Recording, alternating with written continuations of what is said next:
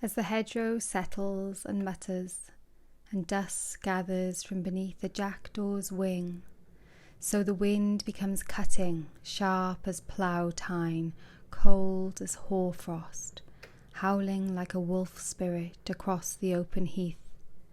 It makes me restless, sets me prowling, pacing. Welcome, kindreds. I'm Jessica the Story Witch. It's the end of August as I'm filming this, and here in Wales it is getting cooler. The pumpkins we planted are flowering, and some fruits are starting to form. The elderberries, hawthorn and blackberries are ripening fast. I can feel the season shifting into autumn. I wanted to share with you my bullet journal setup for September. I didn't do a plan with me this month as I wanted to try out a new format, kind of in private, I guess, without the pressure of filming a plan with me setup. And spoiler alert, it didn't really work.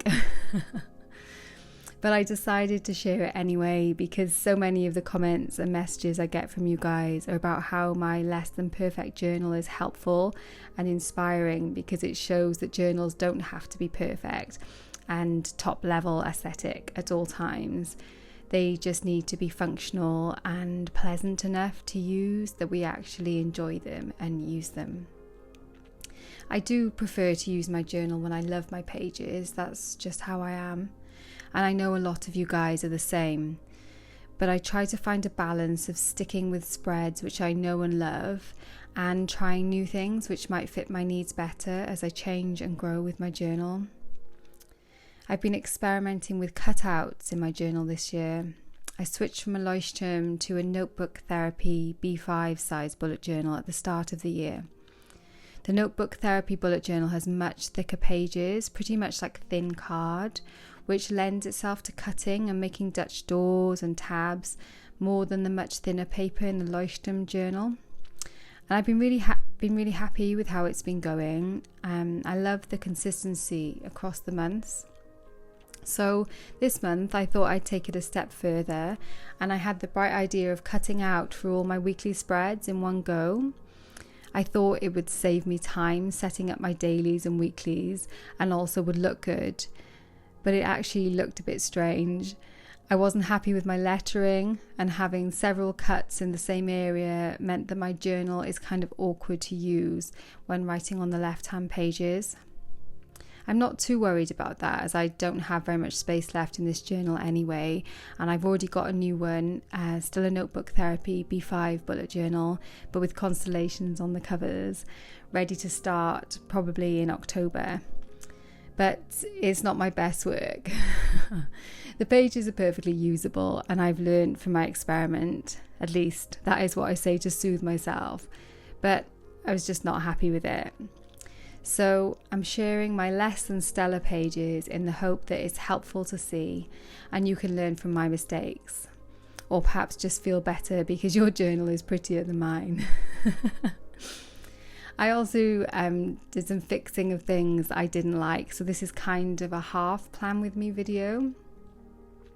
In August I used two colours of Tombow brush pens together, a rich browny orange and a dark purple, and I loved it. So I thought I would use two colours again in my September spread.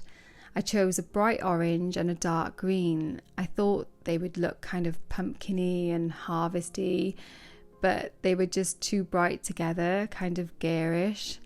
And so I ended up going back over the bright orange with a more muted orange Faber Pitt pen to tone it down a bit. I loved the washi tape I used. That was more the muted palette that I was kind of going for, but didn't pull off. And I also love the circular cutout, which I turned into a wreath. I've been using this all year and I'm still really enjoying how it looks with the wallpaper offcuts from my bedroom peeping through. My calendar page is fine, also very similar to how I've been doing it all year.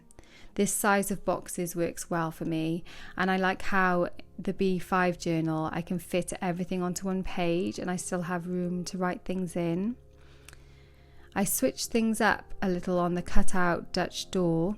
I put my cards and the astrology for the month. I haven't filled this in yet, but I will get to it. It's on the front of the flap now. I moved the habit tracker, which usually goes here, to later in my setup.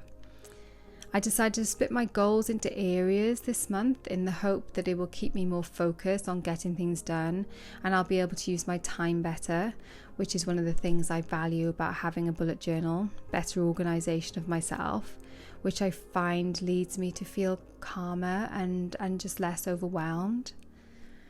The spacing of these headings is a bit haphazard, as I estimated how much space I would need for each, but I'll see how it works as I fill it in and cross things off.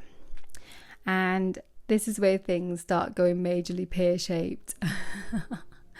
When I decided to film this video and was looking again at these pages, I just couldn't live with them as they were, and so I decided to work on them a bit more.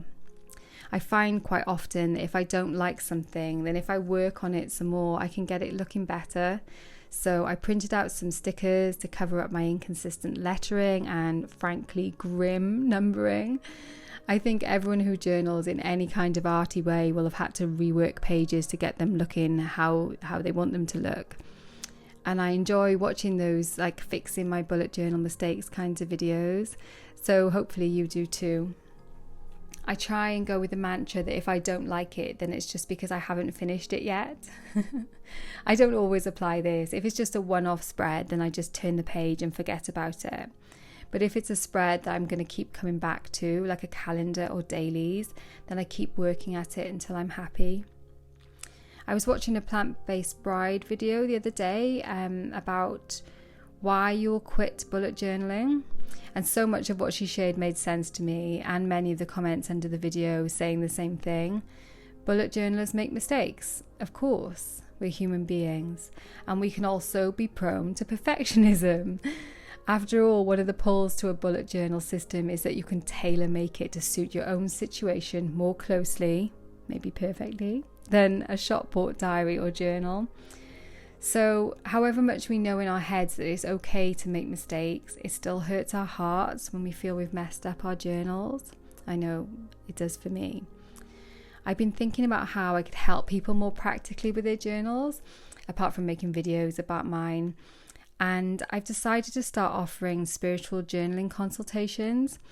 These are not so much about which journals or pens to use. We can talk about those things, but I know there are people who are just much more arty and knowledgeable about those things than I am.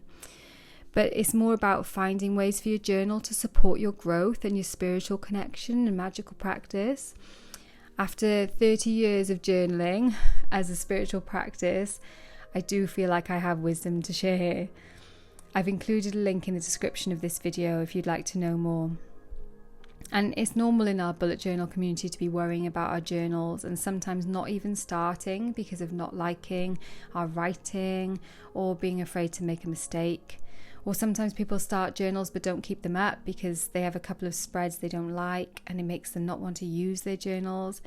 And that makes me really sad because I know how powerful bullet journaling is as a life anchor and spiritual practice. And I want people to feel able to use their journals when things don't go as planned. And here it is, my finished setup in my bullet journal for September. I'm actually pretty happy with how it turned out in the end after some extra tweaking. Hopefully it will function well, but I won't be repeating those Dutch doors altogether in future, as I just don't like how it makes the journal have a ridge in it when writing on the left-hand page. Live and learn, but keep on bullet journaling. Warmest blessings. Until next time.